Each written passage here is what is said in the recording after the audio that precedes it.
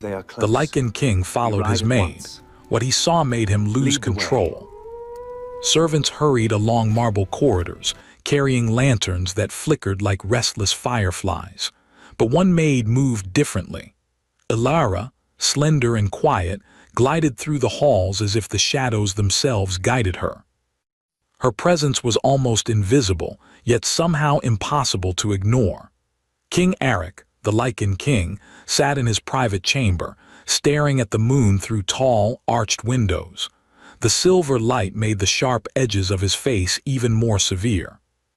Known throughout the lands as fierce and unstoppable, he ruled with both strength and terror. People whispered of his Lycan form, a creature of legend, a beast who could tear armies apart. But tonight his thoughts were not of conquest or war, they were of her, Ilara. For weeks he had noticed her more than he admitted. How she moved silently, how she handled herself around the nobles, how her eyes, though calm, seemed to hold secrets the rest of the court could never understand. Tonight something inside him stirred, something wild, something that even the centuries he had walked this earth could not contain. He stood abruptly, his cloak brushing against the floor, and left his chamber. No one dared to question the king when he walked the halls at night. He followed her at a distance, careful to remain unseen, his movements almost too fluid for human eyes to catch. Ilara moved toward the gardens, the fragrance of blooming night flowers filling the air around her. She paused near the edge of a marble fountain, placing her hand lightly on the cool stone. Her lips moved in silent prayer, a gesture of something ancient, something forgotten by most of the world. Eric crouched behind a statue, his breath steady but tense. He had expected to see something ordinary, a maid going about her nightly duties.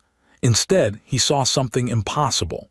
From the shadows, a soft glow began to emerge, pale and fragile, like the moonlight itself had taken shape. The light hovered near Ilara, pulsing as though it breathed with her. Eric's heart, long accustomed to the cold and the cruel, raced in a way that startled him. He felt an urge to step forward to reach out, yet he held back. This was a curiosity, yes, but more than that, it was a pull he did not understand. His instincts screamed to protect, to dominate, to claim, but a new, unfamiliar feeling settled in his chest.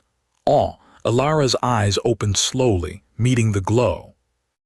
Her lips parted in surprise, but she did not flee.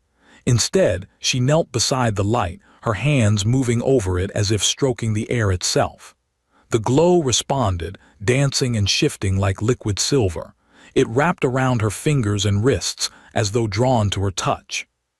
Eric's claws flexed beneath his gloves, a part of him longing to leap forward and destroy anything that threatened her. Yet the more he watched, the more he felt the beast within him falter. She was untouchable, yet she drew him in closer than any human ever had. A sudden rustle of leaves made her glance to the side, her eyes narrowing slightly. For a brief moment, Eric feared she might sense him, but she only returned to the glow, whispering a name he did not recognize. The words were soft, melodic, and carried a strange authority, a power he had never known could exist in a mortal. The wind shifted, and Eric felt it brush against his fur, hidden beneath his human guise. The beast stirred, impatient, jealous. It wanted to claim, to mark, to dominate. But Eric restrained it, gripping the edge of a stone statue until his knuckles whitened. He had never felt anything like this before, a hunger not for violence but for understanding, for connection. Suddenly the glow flickered violently, like a candle caught in a storm. Shadows peeled from the corners of the garden, forming shapes that should not exist. Dark tendrils slithered across the marble, reaching for Ilara. She froze, her hands trembling slightly, but she did not run. Instead, she rose slowly, her voice clear and firm as she spoke words that made the very air shiver. The shadows recoiled, curling away from her like smoke caught in a sudden wind. Eric's breath caught in his throat. No mortal should have that kind of power. Yet here she was, standing alone against forces that could have terrified armies. His instincts finally broke. Without thinking, he stepped forward, his cloak flowing behind him like a dark river. The shadows hissed, sensing him, and vanished into thin air. Alara's eyes widened as she turned to see him, no longer hidden behind his throne or the palace walls, but in full view. The moonlight caught on his broad shoulders and sharp features, and even she could feel the weight of his presence. "King Arik," she breathed, her voice trembling with a mixture of fear and recognition. "I didn't see you there." "I did not come to be seen," he said, his voice low, rough, and commanding. "Yet I could not stay away." His eyes softened slightly, betraying the rare hint of human emotion beneath the predator's mask. "Tell me, what is this power?" Alara hesitated, glancing at the fading glow that lingered in the garden. "It is a gift," she said quietly. "One I do not fully understand. It has been passed down in my family for generations. It is tied to the moon and perhaps to this palace." Arik's brow furrowed. A gift, his mind raced. He had heard of many magics, curses, and divine blessings in his long life, but nothing like this. It frightened him, and yet it fascinated him beyond reason. The air between them thickened, heavy with something unspoken. Alara felt it too, a connection she could not name, a pull stronger than fear or logic. For the first time in years, the king was silent, watching her, vulnerable in ways no one had ever seen. "Be careful," he warned, his tone softening. "These halls, these people, they will not understand your gift. They will fear it and perhaps fear you." Alara's eyes met his, steady and defiant. "Then perhaps it is time someone understands." Her voice held courage, but Arik noticed the faint tremor in her hands. They stood in silence, the moonlight bathing them in silver. Somewhere in the distance, a nightingale sang, its song haunting and beautiful. And then, suddenly, a sharp, ghostly wail echoed across the gardens. Both of them turned toward the sound. From the shadows, black shapes twisted and moved unnaturally. The darkness seemed alive, reaching toward Alara. Without thinking, Arik's hand shot out, his claws barely contained by his gloves, ready to strike. Alara stepped back instinctively, but she did not flee. The shadows halted as if sensing his presence, curling back and retreating into the corners of the garden. Arik's chest heaved, his heart pounding, not from fear, but from the realization of what he had seen. She was not merely a maid. She was something more, something that could rival even the power of the Lycan king himself. "Alara," he said, his voice breaking slightly, "you must leave this place. You are not safe here, not with what is coming." She shook her head. "I cannot run. This is my home and perhaps my destiny." Her words struck him, a mixture of admiration and fear coursing through him. For the first time in centuries, the king felt powerless, not in battle, not in command, but in the face of someone's spirit, someone's light. His instincts screamed, urging him to claim her, to dominate, to protect, to bind. But another voice, one he rarely heard, whispered to him to wait, to watch, to understand. He wanted to lose control, to reveal the beast beneath the kingly mask. But he restrained himself. He would not act recklessly, not yet. As the night deepened, he remained hidden in the shadows, watching her. And she, Alara, stood alone beneath the moon, her hands brushing the remnants of the fading glow, unaware of the eyes that followed her every movement, unaware of the bond forming between the predator king and the quiet maid. A breeze rustled the leaves, carrying with it the scent of danger and something unfamiliar, something powerful. Arik's ears twitched, the beast within him stirring restlessly. He knew that the nights ahead would bring trials he could not yet imagine. And he knew, with a certainty that frightened him, that he could no longer turn away from her. The king had followed his maid into the shadows, seeking curiosity. But what he saw awakened something far greater, something dangerous, something beautiful, and something that could change the kingdom forever. And for the first time, Arik realized he could lose control, and perhaps he already had. The morning after the strange night in the gardens, the palace of Nareth seemed quieter than usual. Sunlight fell in long, pale stripes across the marble floors, yet King Eric felt no warmth. His thoughts were tangled, restless, like the shadowed forests beyond the kingdom walls.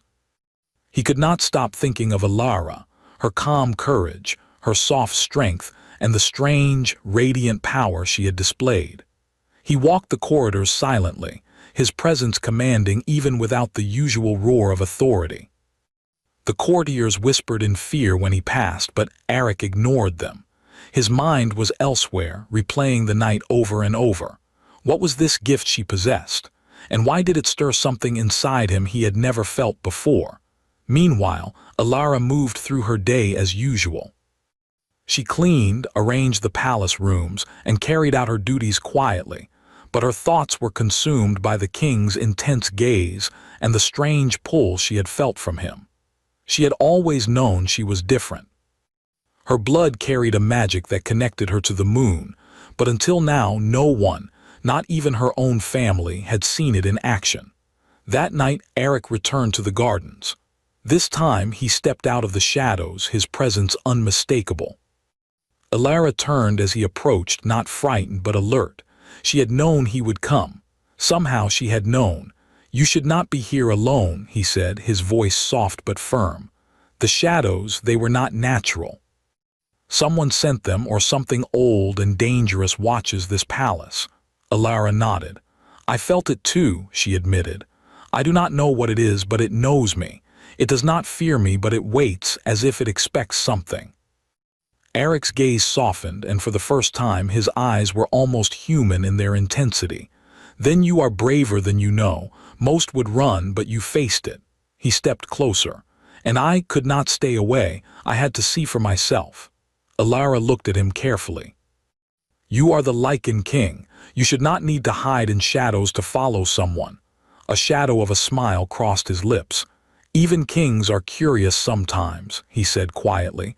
"And some things, some people, demand attention." The air between them thickened.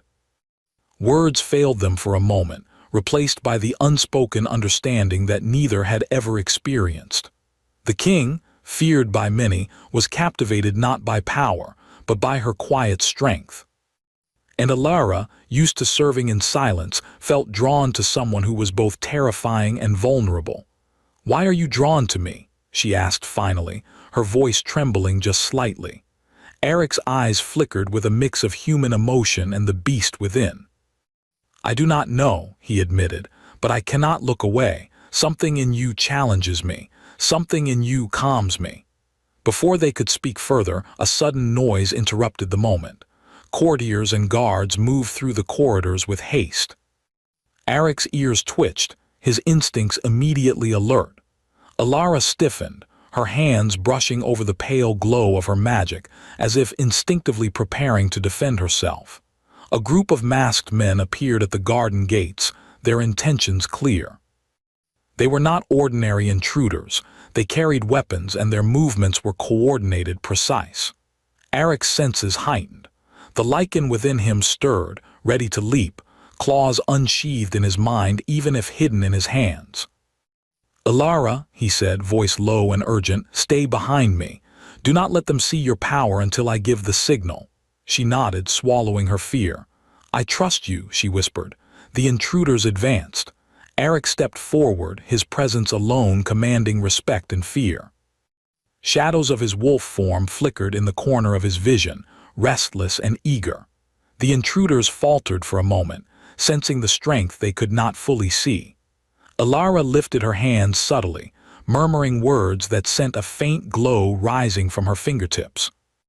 It was not a weapon but a shield, soft, protective, yet impossible to ignore.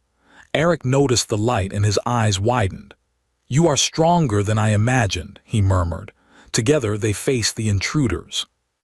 Eric moved like a shadow, swift and precise, his hands and feet striking with inhuman strength. The intruders were skilled but not skilled enough. One by one, they fell back, startled by the combination of Alara's magic and the king's deadly precision. As the last intruder stumbled, Eric turned to Alara. "You are remarkable," he said, his voice carrying pride he rarely admitted. But do you see what this means? Your presence here, your power, it makes you a target, and it could destroy you if we are not careful." Alara's eyes met his. "Then we face it together," she said, her voice steady despite the adrenaline racing through her veins. The tension between them shifted, growing deeper. They were no longer simply king and maid, master and servant. Something new formed between them, a fragile trust, an unspoken bond that neither fully understood but both felt keenly. Over the following days, Eric insisted on walking with her through the palace, teaching her how to move silently, how to protect herself without drawing attention. She watched him carefully, noticing the subtle ways he restrained his power, how his voice softened around her, and the rare moments when the beast within him seemed to sleep just to observe her. "You are learning quickly," he said one evening as they practiced in the moonlit training yard. "But more importantly, you are learning to trust. That is rarer than any skill in this palace." Alara paused, catching her breath. "I trust you," she said simply. The words surprised both of them with their weight. They were not just words, they were a promise, a bond, and a recognition that something greater than themselves had begun to form. But their quiet connection did not go unnoticed. From the highest towers of the palace, eyes watched and whispers followed. Rivals within the court, jealous of the king's attention to a mere maid, began to plot. They would not allow such a bond to flourish. One night, as Eric returned to his chamber, he found Alara standing alone in the gardens, her hands hovering over the faint glow that had first drawn him to her. The moonlight bathed her in silver, and she looked ethereal, almost otherworldly. "King Eric," she began, but he interrupted gently. "Tonight you do not need to explain, just be here. Let us watch the moon together." They stood side by side, the quiet night wrapping around them. Eric felt the beast stir again, but he fought it, keeping his control. Yet he could not deny the pulse of longing, the dangerous thrill of being near her. "Alara," he said softly, "there is something I must tell you, something I have never said to anyone." His eyes darkened, the weight of centuries pressing down. "I am cursed. My power is not only strength, it is isolation and it is fear. I have spent years hiding from it, hiding from myself. But you make me want to be more than just a monster." Alara turned to him, her expression gentle yet strong. "Then perhaps it is time to stop hiding," she said. "Perhaps it is time to face it together." Her words hung in the night air like a promise. The connection between them deepened, pulling them closer, yet something lingered, a warning, a shadow that neither could ignore. Suddenly, a chill wind swept through the gardens. The glow around Alara flickered violently. Dark shapes emerged from the corners of the marble paths, twisting and moving with intent. The intruders of the court were gone, but this was something older, darker, and more dangerous. Eric's eyes narrowed. The beast within him growled low in his chest, ready to leap. He stepped in front of Alara, muscles tense, ready to protect. But this was no ordinary threat. The shadows moved with intelligence, circling them, testing their defenses. "Alara," he whispered, voice urgent, "you must use your gift. Now." Her hands rose, glowing brighter as she called on the magic she had feared to wield. Light stretched from her fingertips, pushing the shadows back, forcing them to retreat. Yet as she did, Eric felt something shift deep inside him. His restraint, his careful control, began to falter. The beast, drawn to the danger and her power, surged within him, threatening to break free. He grabbed her hand instinctively, grounding both of them. The shadows recoiled further, and for a moment the world seemed to hold its breath. Then, as the last of the darkness disappeared, Eric realized what had happened. He had lost control, if only for a heartbeat. Alara looked at him with wide eyes, understanding more in that moment than he could have imagined. He had not just been protecting her, he had been overwhelmed by the strength, the courage, the light she carried. The king, who had ruled with fear and power for centuries, felt something new, awe, admiration, and a dangerous, intoxicating longing. And the night, heavy with magic and tension, ended with a single truth. Neither of them could remain the same. The palace of Nareth was quiet under the moon's watchful eye, but the stillness was deceptive. Beyond the walls, something ancient stirred, drawn by Alara's light and the presence of King Eric. The air was thick with tension, the kind that made shadows stretch longer, and even the trees seemed to lean closer as if listening. Eric stood in the gardens, muscles coiled like a spring, senses alert to every movement, every sound. His wolf instincts roared beneath his calm exterior. He had spent centuries mastering his form, controlling the beast inside him, but tonight felt different. The pull was stronger, sharper, more urgent. Alara approached quietly, her steps measured, the faint glow of her magic tracing patterns around her hands. She had spent the day preparing, gathering the strength and courage she would need. She knew the danger was greater than anything before, older, darker, and far beyond the court's petty schemes. "King Eric," she said softly, stopping a few feet away, "I feel it too. It's massive. Something waits beyond the walls and it knows we are here." Eric nodded, his gaze scanning the horizon. "Then we face it together," he said, his voice low and steady. "You and I, nothing else matters." Their hands brushed, and for a moment the world seemed to hold its breath. The connection between them, king and maid, predator and light, was now unbreakable, forged in danger, trust, and quiet admiration. The beast within Eric stirred, but instead of overwhelming him, it harmonized with his human side, ready to protect and fight at his command. From the forest beyond the palace walls came movement, shapes darker than night, shifting with purpose. The shadows of old magic, ancient and intelligent, moved toward them, drawn by Alara's power. The ground trembled slightly as if the kingdom itself sensed the approaching storm. "Ready yourself," Eric whispered. His eyes glinted in the moonlight, sharp and wild. "Do not be afraid, I am here." Alara nodded. Her hands rose and the glow around her expanded, forming a protective dome around them. Light and shadow clashed at the edges of the garden, the air thick with energy that made the hair on their arms stand on end. The shadows surged forward, lashing at the protective light. Alara's glow pushed back, but the dark shapes were relentless, feeding on fear and doubt. Eric stepped forward, his presence commanding, every movement precise and lethal. The beast inside him thrummed with excitement, but he did not lose control. Instead, he let his instincts guide him, moving with fluid grace to strike at the shadows, scattering them like smoke in the wind. "Alara," he called, his voice cutting through the chaos. "Focus your light on their hearts. Do not fear them." She obeyed, her glow intensifying, pulsating like the moon itself. With each pulse, the shadows shrieked and retreated, unable to withstand the combined force of her magic and Eric's power. And then the largest shadow emerged, a shape taller than a man, its form twisted and shifting, eyes glowing with cold fire.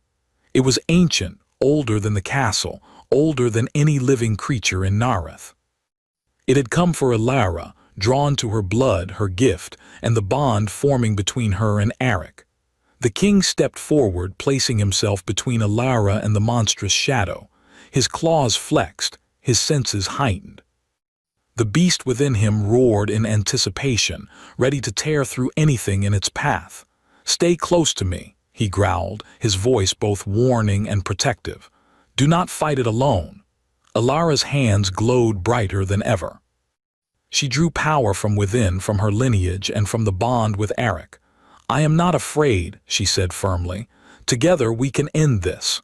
The shadow lunged. Eric moved with inhuman speed, striking it with a force that shook the ground. Alara's light cut through the darkness, slicing the shadow like silver fire.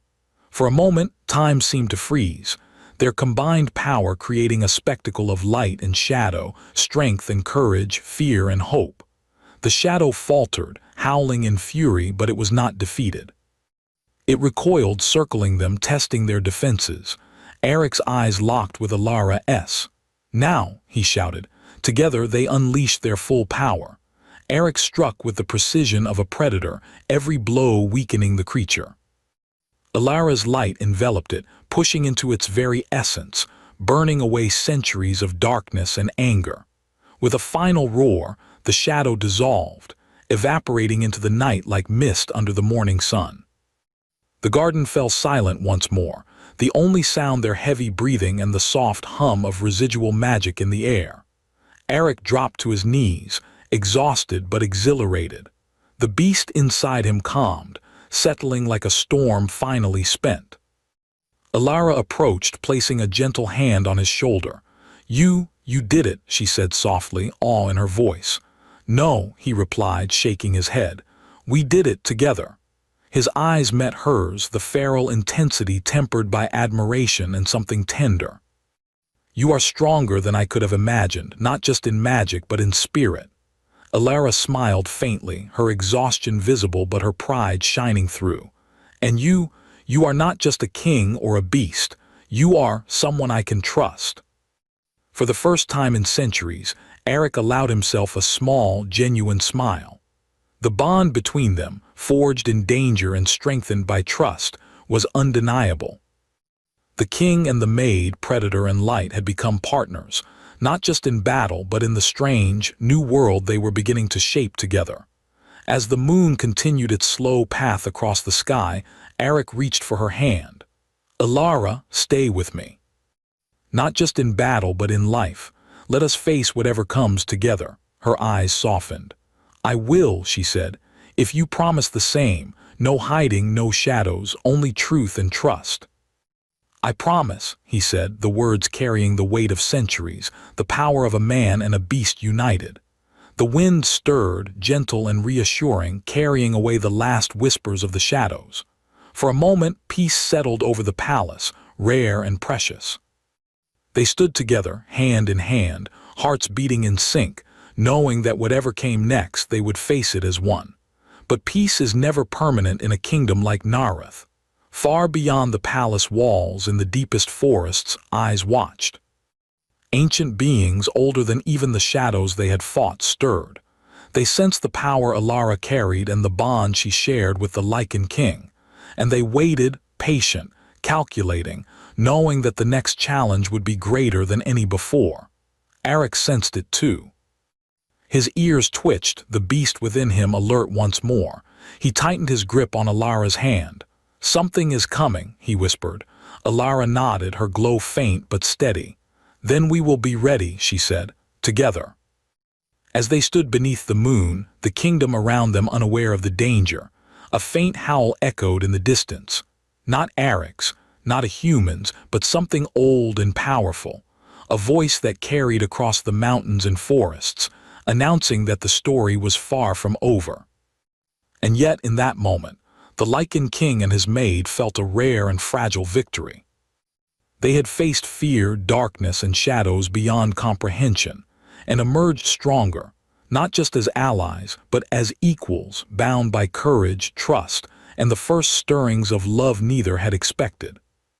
The night had tested them, changed them, and forged a connection that would survive anything. The king's heart, long buried under centuries of power and fear, had opened. And Alara, the maid who had once moved silently through the halls, had revealed her true strength, illuminating not just the garden, but the heart of the Lycan king himself.